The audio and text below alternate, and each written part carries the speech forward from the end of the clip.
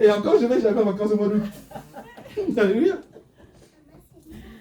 Donc nous voyons que dès qu'il est tombé mort, Paul est descendu et Paul l'a ressuscité. Donc il y a un besoin, il y a une nécessité de réveil dans nos vies pendant ce mois de février. Nous avons besoin. Et, comme je vous l'ai dit, ne vous inquiétez pas, il y a la provision. C'est l'œuvre du Saint-Esprit. C'est l'œuvre de Dieu, c'est l'œuvre de Jésus. Mais soyez seulement dans une vision de la chambre. Amen. On continue. Verset 10.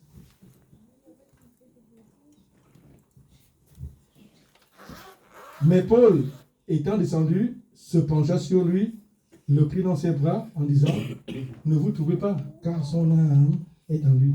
Alléluia. N'est-ce pas merveilleux? Nous avons la garantie que lorsque nous chutons, nous avons la garantie que lorsque nous tombons, mais il y a le bon berger qui est là. Alléluia. Le bon berger qui va chercher sa brebis égarée, qui va chercher sa brebis perdue. Qu'est-ce qu'il fait? Il la prend dans ses bras. Dans ses bras quoi? D'amour. Ça c'est notre Dieu. C'est un geste d'amour. Un geste d'intimité. Je me suis posé la question, mais ce jeune homme ne devait pas être lourd. Parce que Paul lui a pris dans les bras. Il a câliné, il a chouchouté, il a regardé. Et il a rassuré les frères et sœurs. C'est ce que le Seigneur veut faire de nos vies. Nous sommes sa chasse gardée. Tu as un problème? Non, ne quitte pas, ne fuis pas le Seigneur. Va vers le Seigneur. Lorsque nous avons des difficultés, nous faisons l'inverse. C'est-à-dire, on va chercher des conseils dans le monde. On va chercher des solutions dans le monde. On va exposer nos problèmes dans le monde. Non! Jésus est là. Jésus est la solution à nos problèmes. Jésus est celui qui te fait rentrer dans la vallée de l'homme de la mort. Jésus est celui qui marche avec toi dans la vallée de l'homme de la mort. Jésus est celui qui va te faire ressortir, mes bien-aimés. Pourquoi tu veux t'attarder sur ce que tu appelles mon problème, ma situation? Tu t'appropries quelque chose de négatif? En quoi est-ce ta situation? En quoi est-ce ton problème? Alléluia! Dieu dresse une table entre nos ennemis et nous. Alléluia! Mange, fais-toi! Fais-toi, bien-aimé! Le combat, c'est pas pour toi! Le combat, c'est pas pour toi! Et l'attitude de la chambre, c'est celle-là. C'est le recevoir. Ok, je suis à table comme ce matin. Mais vous savez des victoires qu'on a eues ce matin pendant qu'on était en train de manger?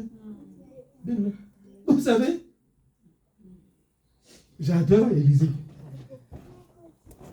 Géasi, le serviteur d'Élisée, est en train de paniquer parce qu'ils sont environnés d'une grande armée. Géasi dit, mais maître, nous allons mourir. Élisée dit, petit me confie. Alléluia. Si tu sais seulement ceux qui sont avec nous, si tu sais. Alléluia. Élisée a prié. Ok. Ses yeux se sont ouverts. Mais bien aimé, si Dieu nous ouvrait les yeux, si Dieu ouvrait les yeux, t'ouvre les yeux pour que tu voies l'armée céleste qui t'environne, qui t'accompagne quand tu sors de chez toi, qui t'accompagne quand tu montes dans ta voiture, qui t'accompagne quand tu vas travailler, qui t'accompagne pendant que tu fais ta cuisine, qui t'accompagne pendant que tu sers ton mari, bien aimé, mais tu vas te réjouir tous les jours, tu vas sauter tous les jours, tu vas glorifier Dieu tous les jours. Alléluia. Mais Dieu est bon. Parce que s'il fait ça, alléluia, nous n'avons pratiquement pas d'effort à faire. Mais Dieu veut quand même que nous manifestons notre choix de vie. Alléluia. C'est pourquoi Dieu a dit, ok, nous devons l'aimer lui de tout notre cœur, de toute notre âme et de tout notre... Alléluia, toutes nos forces. Donc c'est un choix. Et dès que tu fais ce choix-là, bien aimé, lui-même il le contrôle. Alléluia, il est au contrôle. Psaume 45. Psaume 145, 14 nous sommes.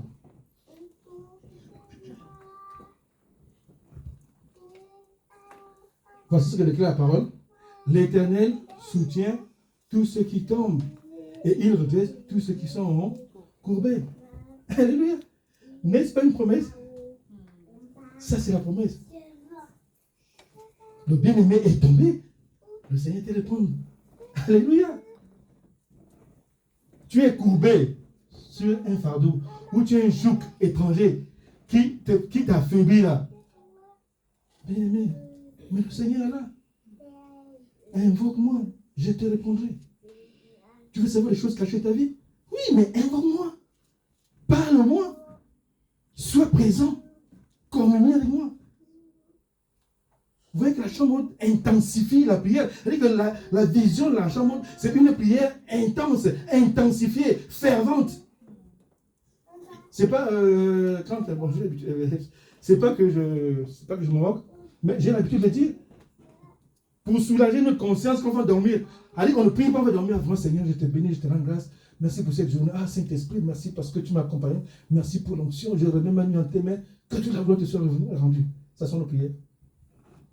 5 minutes, on a fait la prière. Ouais. C'est une prière, je ne refuse pas. Alléluia. C'est une prière. Bien-aimé. C'est une prière de reconnaissance, d'action de grâce. Mais si toi tu es un joug, bien-aimé, mais présente la situation. Bartimée était aveugle. Et ça me touche énormément. Mais Bartimée est devant le Seigneur devant Bartimée. Mais le Seigneur dit quand même, mais Bartimée, qu'est-ce que tu veux? Qu'est-ce que tu veux? Jésus ne voyait-il pas que Bartimée était aveugle? Bartimée savait qu'il était aveugle. Alléluia. Mais j'adore la réponse de Bartimée. Bartimée dit, Seigneur, j'ai besoin d'un conteneur d'argent. Alléluia. C'est pour vous amener à comprendre que face à une situation, il y a ce qu'on appelle la spécificité du problème. C'est-à-dire que nous devons présenter le Seigneur, la situation, d'une manière spécifique. Pas d'une manière générale, spécifique. Bartimée, ça c'était Jésus. Il savait que c'était Dieu. Il aurait pu dire, bon, je prends d'abord l'argent et la santé après. Parce que si le Seigneur me fait descendre un conteneur d'argent, je pense que avec cet argent, je peux peut-être... Alléluia. Ou bien je prends d'abord l'argent. Après, je dis, mais Seigneur, ok, j'ai l'argent, mais je suis... Tu ne veux pas que je sois avec? Alléluia. Non, mais bien aimé, la vision de la chambre, c'est ça. L'intensification dans la prière. Pour que l'Éternel te soutienne, mais il faut que tu sois disposé. Jésus ne viendra pas t'enlever de force là où tu te trouves. Jésus ne va pas dire, ok, d'accord, non, je vois ma fille, elle a ce problème récurrent, ok, je vais aller ouvrir une porte. Jésus est là, il est debout, là, il attend. Bien aimé, il attend. Il attend.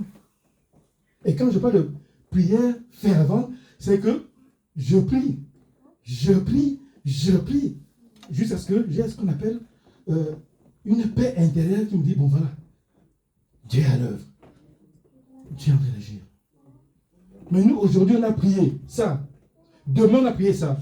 Après, demain, on a prié ça. Le surlendemain, on a prié ça. En fait, on n'a même pas confiance à ce qu'on... En fait, on n'a même pas confiance aux doléances qu'on présente. On n'a même pas confiance à nos prières. Parce qu'à quel moment nous sachons que nous avons été exaucés?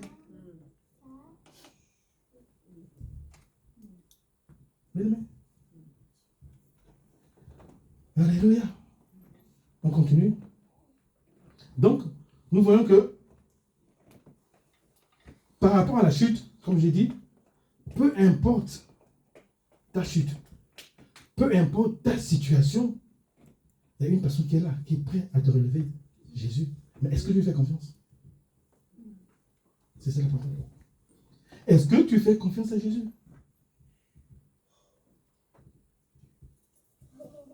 Moi, j'aime bien le baromètre d'appartenance de nos cœurs. Là. Parce que si je suis à 40 ou 60%, c'est différent. Et j'ai la conviction que notre baromètre est en dessous de la moitié. Pourquoi? Parce que le monde nous fait croire qu'au jour d'aujourd'hui, nous avons la solution à tous nos problèmes via le monde. Mais il y a des chrétiens au jour d'aujourd'hui qui ne croient même plus à la guérison par la prière. C'est comme je l'ai dit au début, les miracles sont proscrits. Non, non, ça c'est le temps des miracles. Non, mais c'est pas un temps. Le Dieu des miracles. C'est mon papa. Alléluia. C'est mon papa. C'est mon papa. Le tout c'est, mon cœur appartient à 100%, à 80% ou à 10%. C'est ça le problème. Et ça c'est tout le problème. Et voilà maintenant la révélation de la chambre haute. La chambre haute va t'amener à enlever le curseur là où tu es pour l'amener là où il faut. Alléluia.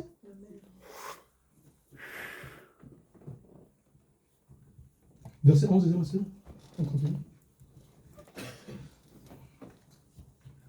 Quand ils furent remontés, il rompit le pain, mangea, et il parla encore jusqu'au jour. Après quoi, il partit.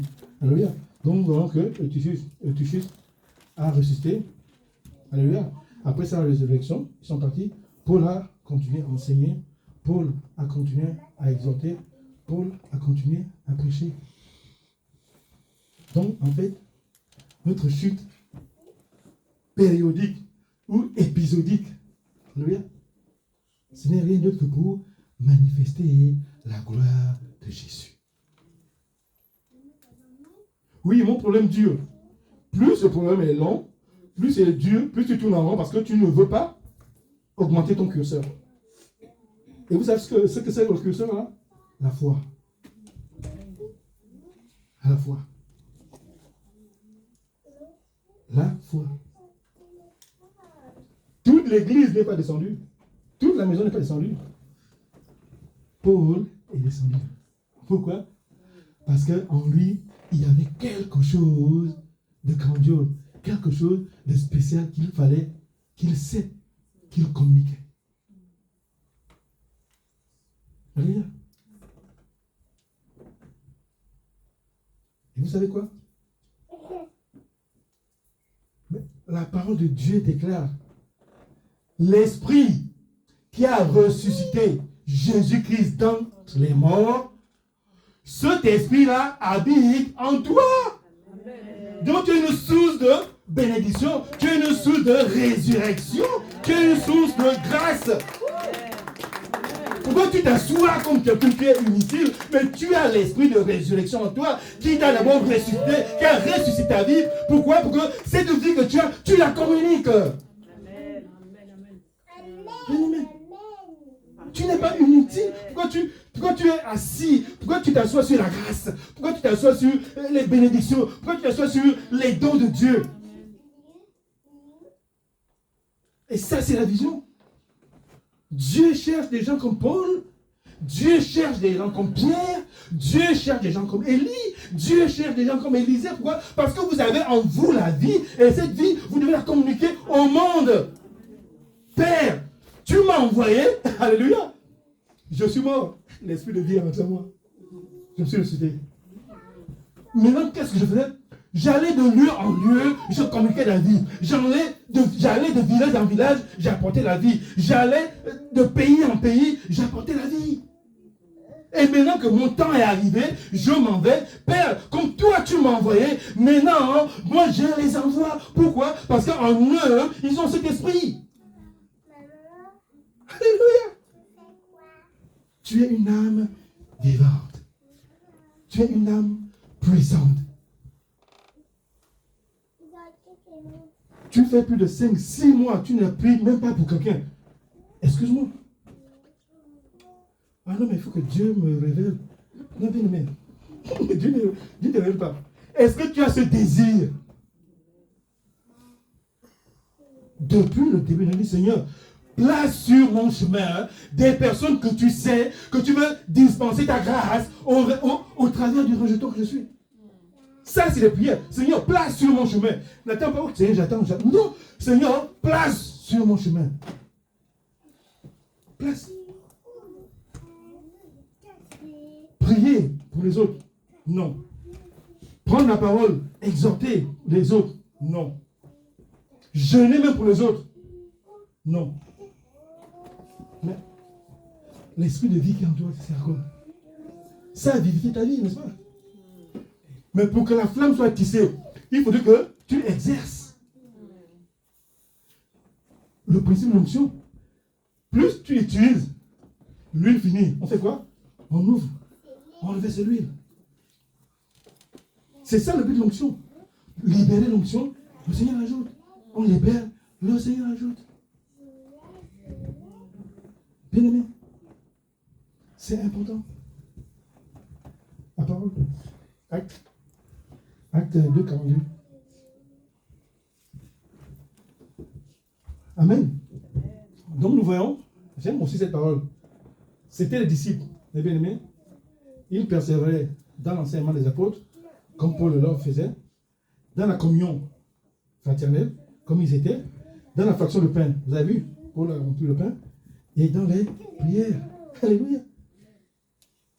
Nous avons besoin de ces 4 fondamentaux dans notre vie. Et la chambre haute nous met dans cette dispensation d'esprit. C'est important que nous soyons ensemble, mes bien-aimés. C'est important. C'est important. Et la preuve est là. Après le miracle, mais Paul a recontinué le service, le ministère, n'est-ce pas? Il a repris son en haut, il a recommencé à enseigner.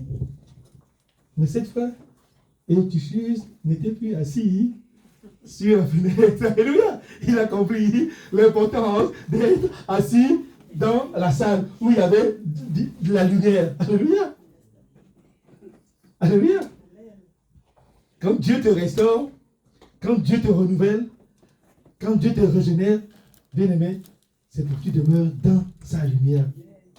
Et qu'au travers de cette lumière, tu éclaires les ténèbres des autres. Acclamons le Seigneur. Amen. Alléluia. Donc ça c'était Eutychus. Et nous allons passer à Tabitha. Ça c'est un message spécifique aux femmes. Alléluia. Et le Seigneur m'a mis à cœur ça avant de passer à Tabitha. Vous voyez, Élie a ressuscité un fils. Élisée aussi. Et là, Pierre, c'était un jeune homme. En fait, le Seigneur m'a dit quoi? Nous devons beaucoup nous investir sur la jeunesse. Alléluia. Nous devons faire très attention à nos enfants. Parce qu'ils sont en proie entre les mains du monde. Le monde aura un impact facile. Le monde aura un impact dans nos vies.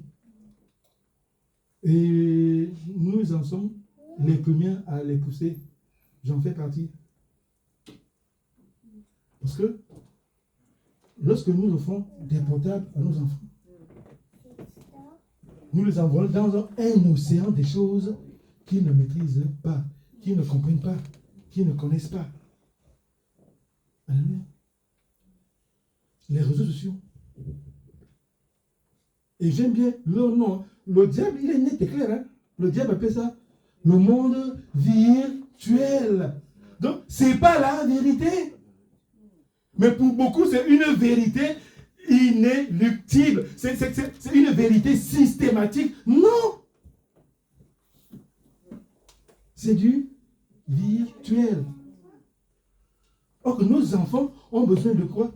D'être implantés, enracinés dans la parole de Dieu. Jésus, à 12 ans, autant pour moi,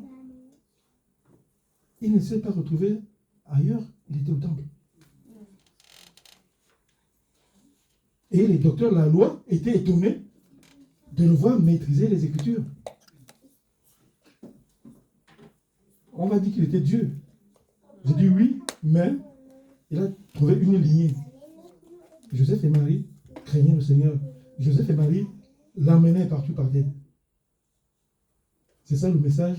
Ça, c'est le message. Ne laissons pas nos enfants en Égypte pendant que nous sommes sortis. Alléluia. Pharaon a dit que amenez vos femmes à l'aide, je reste avec. Vous voulez aller donner au Dieu, allez-y. Moi, je reste avec vos femmes et vos enfants. Donc, faisons attention. Nous devons mettre en place. Comment je peux dire ça? En fait, nous devons prier et rechercher ce que le Seigneur veut faire au milieu de nous par rapport à nos jeunes. Alléluia. Que la parole du Seigneur soit acclamée. Bon, allez, on va partir. Amen. Là, on passe à Tabitha. J'affectionne, ça c'est pour les femmes, j'affectionne. Vous savez que les femmes sont nos mamans. Alléluia. Nous dépendons des femmes. Même si beaucoup ne veulent pas. Chez nous en Afrique, si tu vas aller épouser, affectionne-toi, attache-toi d'amitié à la maman. Le papa, il peut être l'homme le plus méchant, le plus inaccessible. Il ne va pas parler papa. Le mariage, c'est chez la maman, c'est la cuisine. Parce qu'elle, après, elle sait comment faire réfléchir son mari. Mais la première là, j'en ai excusez-moi. C'est clair, quoi. Les femmes ont cette sagesse, cette révélation, cet esprit critique. Et elles sont visionnaires. Moi, j'aime écouter. J'aime écouter les femmes. Alléluia. Ce qui nous tue un peu, c'est même pas de l'orgueil, c'est une forme de... Comment je peux appeler ça? En fait, on reconnaît ce que notre femme dit est vrai, mais comme je suis l'homme, la prise décisionnelle doit venir de moi. Non. La parole de Dieu dit que une corde à deux fils de quoi? Voilà. Donc il y a le principe de l'unité à Dieu. Alléluia. La diversité forme une force. C'est à peu près comme le corps de Christ. Nous sommes différents membres à différentes postures, mais nous sommes un. Alléluia. C'est pareil. J'ai lu la parole de Dieu. Il y avait à Jopé, parmi les disciples, une femme nommée Tabitha, ce qui signifie Dorcas. Elle faisait beaucoup de bonnes œuvres et de monde. Elle tomba malade en ce temps-là et mourut. Après l'avoir lavée, on la déposa dans une chambre haute. Vous voyez? Toujours une chambre haute. Bien aimé. Comme Lyde est près de Jopé, les disciples, ayant appris que Pierre s'y trouvait, envoyèrent 2 hommes vers lui pour le prier de venir chez eux sans tarder. Pierre se leva et partit avec ces hommes. Lorsqu'il fut arrivé, on le conduisit dans la chambre haute. Toutes les veuves l'entourèrent en pleurant et lui montrèrent les tuniques et les vêtements que faisait Dorcas pendant qu'elle était avec elle. Pierre fit sortir tout le monde. Ouais, toujours. Alléluia. Se mit à genoux et pria. Puis, se retourna vers le corps, il dit, Tabitha, lève-toi. Et elle ouvrit les yeux, et ayant vu Pierre, elle s'assit. Il lui donna la main, et la fit lever. Il appela ensuite les saints et les veuves, et la leur présenta vivante. Ce fut connu de tout Jopé, et beaucoup crurent au Seigneur. Acclamons Seigneur. Acclamons Dieu. Amen. La première chose qui nous frappe dans cette parole, mais c'est la foi de Tabitha. Alléluia. Qu'est-ce que la foi de Tabitha nous enseigne? Mais nous ne devons pas être des chrétiennes qui se limitent à la prière et à la doctrine. Alléluia. Dieu veut que, au travers de Tabitha, mais des gens ont été bénis. Des femmes ont été bénies. Elle avait un ministère particulier auprès des veuves. Dieu, c'est le Dieu de la veuve. C'est le Dieu de l'orphelin. C'est le Dieu de l'étranger. Alléluia. Donc, même dans sa parole, il fait des choses pour que sa parole demeure vérité. Mais bien aimé, Tabitha nous montre ce que c'est la foi chrétienne, la vie avec Christ. C'est au-delà de ma prière, c'est au-delà que je vienne à l'église le dimanche, c'est au-delà que je vienne aux réunions de prière, c'est au-delà. Alléluia. Je dois avoir un regard tourné vers le monde extérieur. C'est ça l'amour. Il n'y a plus de plaisir à donner qu'à recevoir. Mais nous, ce n'est pas ça. Nous aimons recevoir. Nous aimons recevoir. Mais Tabitha aimait donner. Alléluia. Ça, c'est le monde. Vous voyez, constate? Bien aimé. Autour de nous, dans nos relations, dans nos fréquentations, nous pouvons toujours faire du bien. Nous pouvons toujours bénir.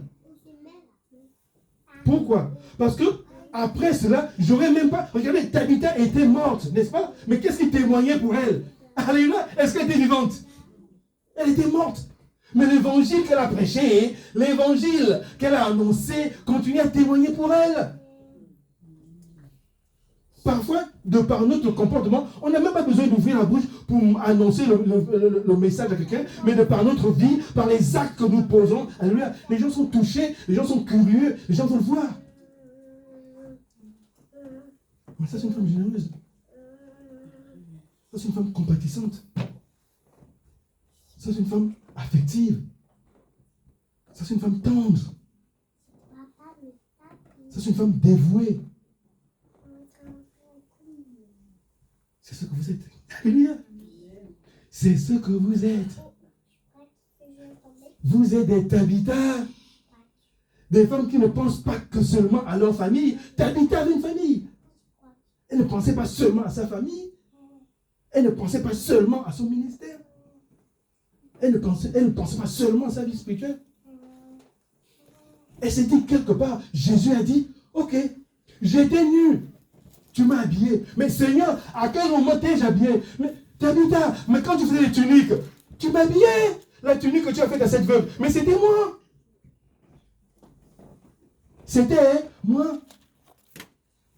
Tu te rappelles le beau pull rouge que tu as tricoté là, que tu avais donné à Esther? Mais c'était moi. Ah bon, Seigneur? Ben oui. Gloire à Dieu. Oh, mais j'aurais dû faire davantage. Alléluia. Acclamons le Seigneur. J'aurais dû faire. J'aurais dû faire davantage. Et la vie dans la chambre ce mois-ci te demande de regarder autour de toi. Dis-toi, je vais être une Tabitha. Je vais être quelqu'un qui procure du bien. Je vais être une source de bénédiction. Je vais être une source de grâce. C'est à ce moment que la parole que j'affectionne va s'accomplir dans ta vie. On arrose celui qui fait quoi? Qui arrose. Jésus arrose pour que Jésus t'arrose. Mais il faut arroser. Arroser. La dispensation. J'ai toujours dit que nous sommes une église de dispensation de grâce. Mais on ne le maîtrise pas. On a du mal à rentrer là-dedans. Nous sommes une église de dispensation de grâce. Mets-nous Jacques 2. Alléluia. Jacques 2, 14 à 17. Mes frères, que sert-il à quelqu'un de dire qu'il a la foi s'il n'a pas les œuvres? La foi peut-elle le sauver? On continue. Si un frère ou une soeur sont nus et manquent de la nourriture de chaque jour, et que l'un d'entre vous leur dise, allez en paix, chauffez-vous et rassasiez-vous, et que vous ne leur donniez pas ce qui est nécessaire au corps, à quoi cela sert-il? Votre foi. Il en est ainsi de la foi, si elle n'a pas les œuvres, elle est morte en elle-même. Là, c'est sans commentaire, c'est la parole qui parle. Alléluia. Ok. C'est pas mauvais de louer. Alléluia. C'est pas mauvais d'adorer. C'est pas mauvais de prier. On appelle ça ce que je vous appelais la doctrine. Ça, c'est la doctrine. C'est la doctrine chrétienne. C'est pas mauvais de méditer la parole. C'est pas mauvais d'écouter le Seigneur, c'est la doctrine. Le Seigneur nous le demande. Mais là, le Seigneur dit, allez au-delà de la doctrine. La doctrine que vous avez là. Mais il faut la manifester par des œuvres, par des actes. On est venu. J'étais nu. Imagine-vous, ben, le Seigneur est merveilleux. Quelqu'un me dit, j'ai fait. Oh, mon frère, va en paix. Sois rassasié. Alléluia. Frère, prends un billet, donne aux frères. Prends un billet, donne aux frères. Va acheter du pain, va acheter à manger. Ou alors tu fais, suis-moi. Amène au supermarché. Achète 2 trucs. Là, tu n'auras même pas besoin de lui dire, va en paix. C'est lui qui va se plier en deux pour te bénir, pour te remercier. Oh, merci. Et vous savez, même les gens qui ne sont pas nés de nouveau connaissent le principe que Dieu te bénisse. Oh non, que Dieu te bénisse. Que Dieu te bénisse. Que Dieu te bénisse. C'est ça, les œuvres de notre amour. C'est ça, les œuvres de notre foi. Alléluia. Dieu est merveilleux, alléluia. On continue, on revient à Actes, au verset 37. Alléluia. Elle tomba malade, Tabitha. Elle tomba malade en ce temps-là et mourut. Après l'avoir lavée, on la déposa où? Dans une chambre haute. Alléluia. Il y a une puissante révélation sur ces paroles. Bien-aimé, qu'est-ce qui a lavé Tabitha? C'est les veuves, n'est-ce pas? Et les veuves l'ont déposé où? À la chambre haute. Dieu, le Seigneur Jésus veut que vous soyez des femmes de foi. Parce qu'elles avaient foi que lorsqu'elles vont aller déposer Tabitha à la chambre haute, forcément, l'homme de Dieu viendra et l'homme de Dieu entre en contact avec le Seigneur. Alléluia. Alléluia. Acclamons le Seigneur bien-aimé. C'était des femmes de foi. Pierre n'était même pas là. Mais elles savaient ce qu'elles avaient l'habitude de vivre dans la chambre haute. Elles ont dit non, ne paniquons pas. Mais bien, mais si c'était nous aujourd'hui, si c'était vous, mes soeurs, est-ce que vous auriez fait cet acte de foi? Ça, c'est un grand acte de foi qui sont posés. Le Seigneur m'a dit, dis-leur, ce sont des femmes de foi. Ce sont des femmes de foi. Elles ont lavé Tabitha, elles l'ont habillée, elles l'ont prise, déposée à la chambre haute.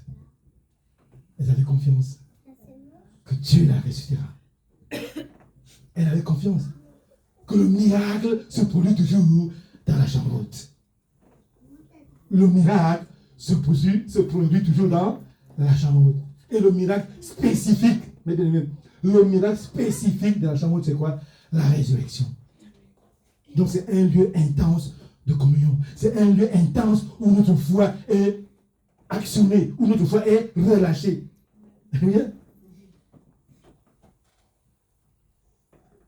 Dieu veut que vous soyez des Tabitha.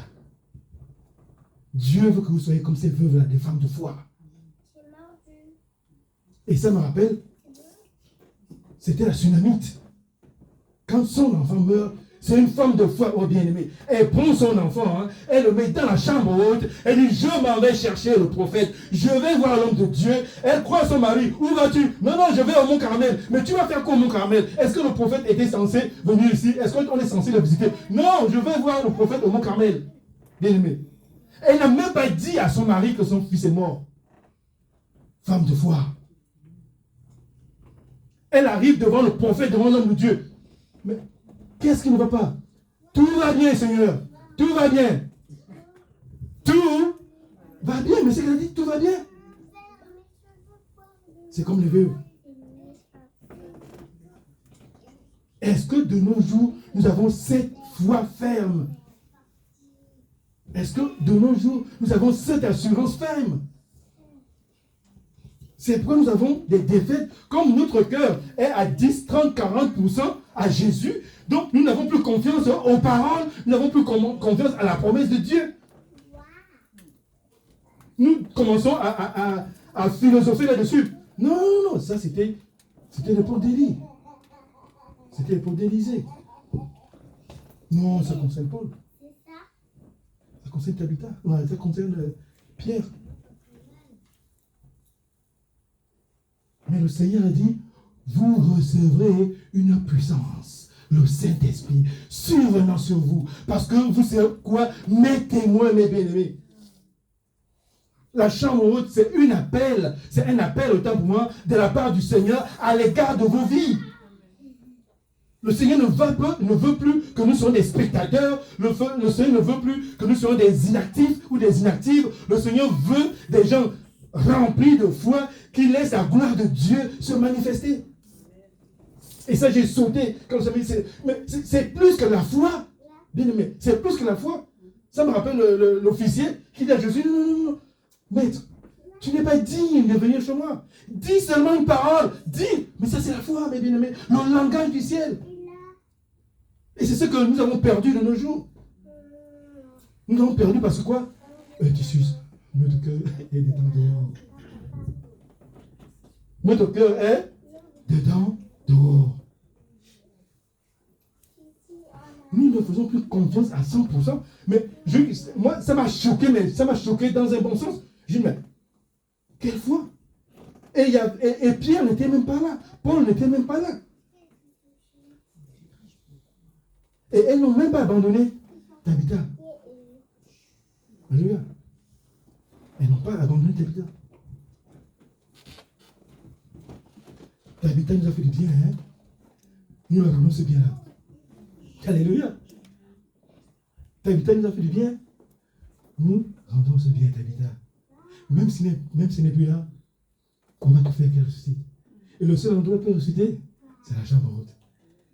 Les sœurs, prenons notre sœur, amenons-la à la chambre haute. Est-ce que vous portez les fardeaux les unes les autres? Bien-aimés, entre vous les sœurs ici, à l'armée du roi, là je parle maintenant de l'armée du roi. Est-ce que vous portez les fardeaux les unes les autres?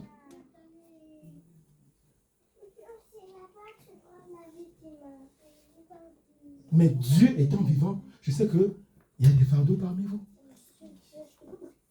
Mais le Seigneur vous dit, unissez-vous, soyez communes, comme les veuves. Commencez à porter les fardeaux les unes les autres. C'est important, bien aimé. Porter les fardeaux les unes les autres. Alléluia. On continue. Psaume 34, ma soeur.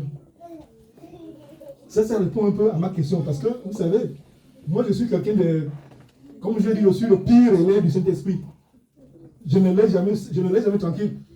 J'ai dit au Saint-Esprit, mais comment est-ce que une femme aussi généreuse, une femme aussi bonne, une femme aussi attentionnée, affective, elle peut mourir? Alléluia. Pourquoi?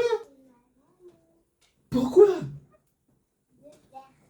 Le Seigneur dit, le malheur atteint souvent le juste. Mais l'Éternel. Donc, ça veut dire quoi?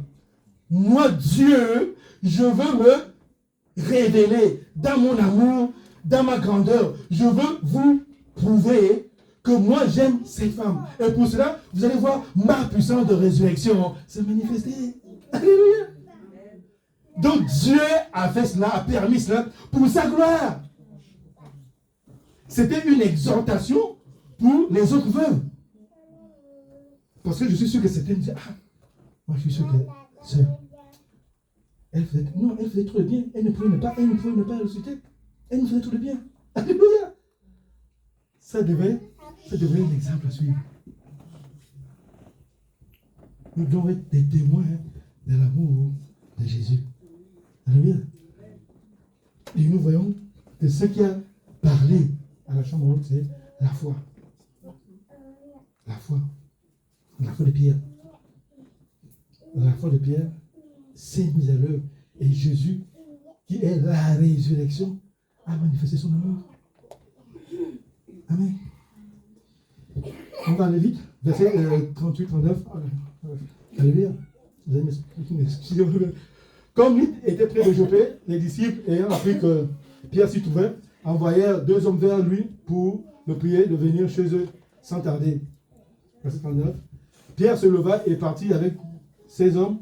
Lorsqu'il fut arrivé, on le conduisit dans la chambre haute. Toutes les veuves l'entourèrent en pleurant et lui montrèrent les tuniques et les vêtements que faisait Dorcas pendant qu'elle était avec elle. Alléluia.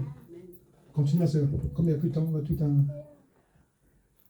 Pierre fit sortir tout le monde, se mit à genoux, pria, puis se tournant vers le corps, il dit, Tabitha, lève-toi. Elle ouvrit les yeux et, ayant vu Pierre, elle s'assit. Alléluia. N'est-ce pas merveilleux? Là, je dis au ciel, n'est-ce pas merveilleux? N'est-ce pas merveilleux? Et vous savez pourquoi cela est arrivé? Parce que l'amour de Dieu était là. La grâce de Dieu était là. Le cœur de Dieu. Dieu a un cœur, mais lorsque le Seigneur fait mention de quelque chose dans la parole, c'est important. C'est que ça, Dieu affectionne les veuves. Et surtout une veuve qui a de l'amour à donner. Alléluia. C'est une veuve qui est une source de bénédiction, une source de grâce pour les autres.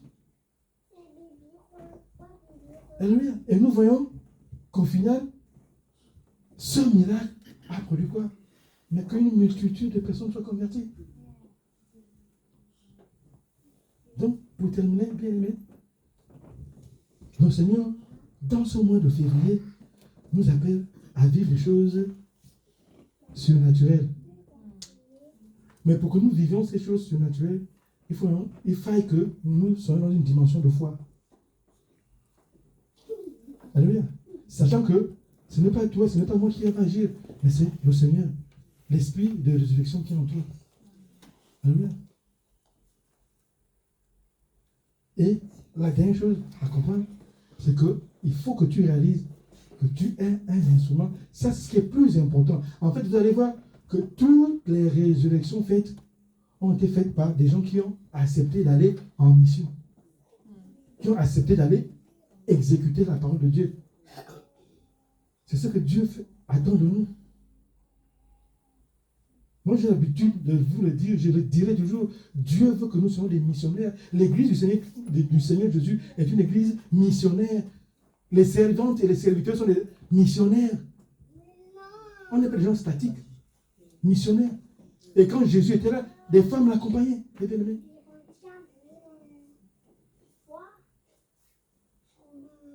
Jésus dit, commence par témoigner à Jérusalem. Tu peux commencer ta mission autour de toi.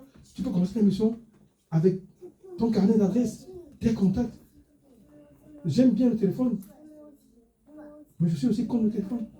Parce que dans ton carnet d'adresse, tu as une multitude de personnes. Est-ce que toutes ces personnes sont nées de nouveau?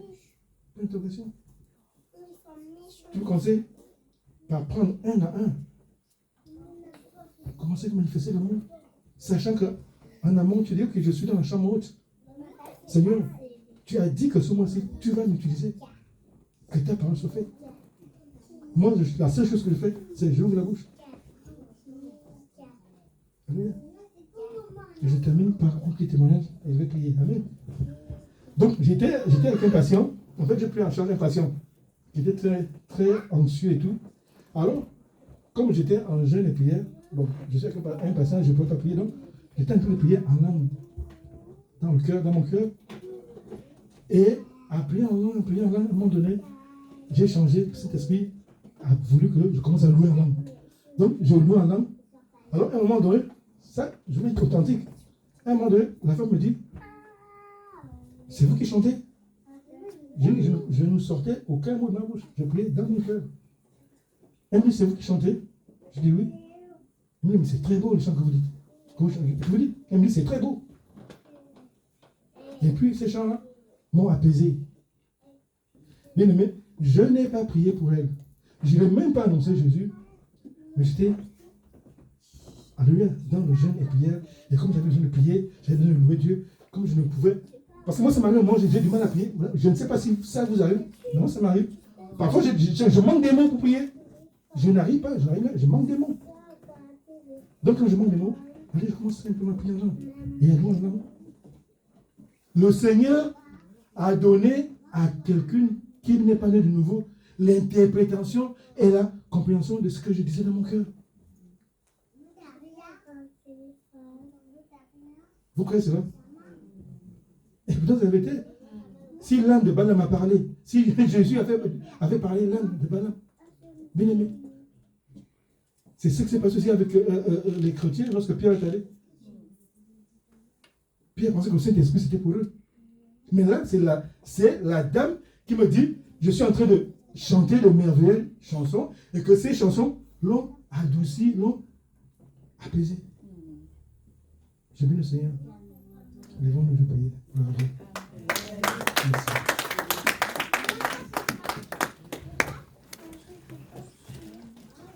Père, nous te bénissons. Nous te rendons grâce. Mais là, voici le moment, Seigneur, de nous séparer. Je veux simplement, Seigneur, la parole que tu as libérée pour ton peuple. Seigneur, que ces paroles soient tombées dans une bonne terre. Je prie, Seigneur Jésus, toi qui es le Dieu de la multiplication, de multiplier les grâces dans nos vies. Seigneur, que cette église, l'armée du roi, que cette église, l'armée du roi, que ce ministère, Seigneur, soit une source de dispensation de grâce, une source de dispensation de bonté, une source de bénédiction, Seigneur, pour toutes les personnes qui approcheront ce ministère, pour toutes les personnes qui approcheront les membres de cette église. Seigneur, nous voici. Tu as envoyé Élie chez la veuve de Sarepta. Tu as envoyé Élisée chez la Sunamite. Tu as envoyé Paul chez Eutychus. Et tu as envoyé Pierre chez Tabitha. Seigneur, ce matin, voici ton peuple. Le peuple sur lequel est invoqué ton nom. Seigneur, investis chacune d'une mission spécifique qui vient de toi. Que leur vie soit des instruments entre tes mains, des instruments pour le salut, des instruments de témoignage de ta grâce, les instruments de bénédiction, Seigneur, comme Tabitha, Seigneur, qu'elles soient des femmes de feu, des femmes de foi, des femmes remplies de bénédiction, Seigneur, pour le prochain. Que seule ta gloire se manifeste dans leur vie. Oh, je te prie, Seigneur. Seigneur, nous voulons simplement que ta volonté se manifeste en ce mois. Nous ne te demandons rien, Seigneur, si ce n'est que de nous utiliser, Seigneur, pour l'accomplissement de ta parole, de nous utiliser, Seigneur, pour le royaume de Dieu et sa justice, de nous utiliser, Seigneur, afin que nous soyons des vases, Seigneur, pas n'importe quel vase, des vases d'honneur dans ta maison, Seigneur. Fais-nous grâce d'être consacrés, fais-nous grâce d'être obéissants, comme tes serviteurs et tes servantes. Fais-nous grâce, Seigneur, que seule ta volonté, que seul ton amour, que seul ton Saint-Esprit se manifeste au milieu de nous. C'est dans le puissant nom de Jésus que j'ai prié. Amen. Acclamons Seigneur.